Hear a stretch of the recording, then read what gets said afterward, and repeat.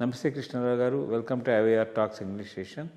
Now let us discuss the recent about not even 24 hours before, the America has levied additional 25% levy on Iran to dissuade and to have a control on Iran and all that, and it has become highly politically a sensitive thing for the America, whether America is going to grapple the power over there or going to re-establish a good governance over there and all that. Can you just elucidate on this?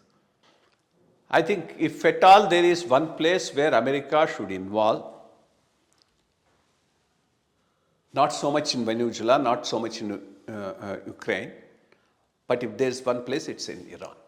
I mean, they have bungled up Iraq, but Iran they may not bungle up in case they intervene at this point of time. The reason is, when you are talking of Venezuela, you are not even interested in a regime change. All that you want to is, you want to catch their crude oil. When Ukraine, you want to beat out Russia. But in Iran today, if you intervene, the possibility of a modern secular government coming over there are much, much high. If a modern secular government replaces the fundamentalist Islamic Khamenei's and clerics, it would be the biggest boon as far as Iran is concerned, and also a bigger boon for the rest of the world, because today in most parts of the world the terrorism is supported from Iran, whether it is Hezbollah, Hamas, Houthis in Yemen, all these people are being supported by them. If India has a good relationship with Iran, it's not because they are modern looking, it's because geopolitically they require both us. But one day or the other they may also not, because even Ayatollah Khamenei once made remarks against India, stating that minorities are being mistreated, etc., etc. So Iran is also not with this regime is not going to be a great long-term friend as far as India is concerned.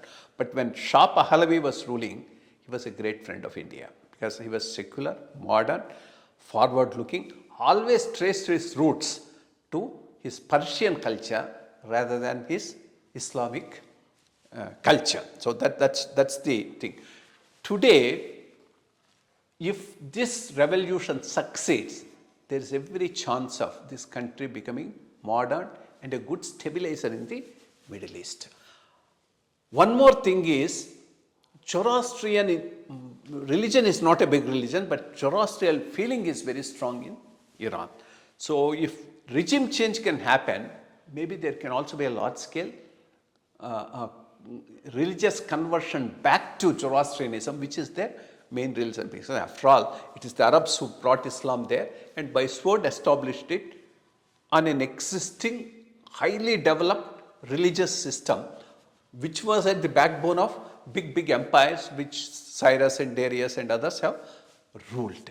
So, but one thing is, this agitation is going on for the last 1 month or so, or 20 days.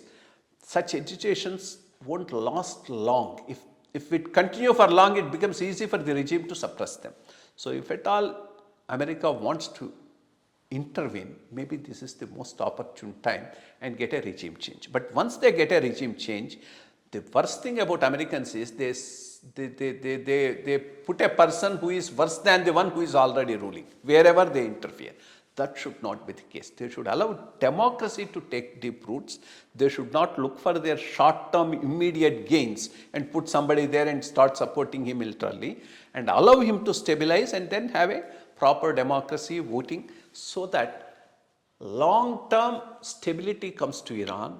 Iran becomes a modern, forward-looking country with well-established democratic norms.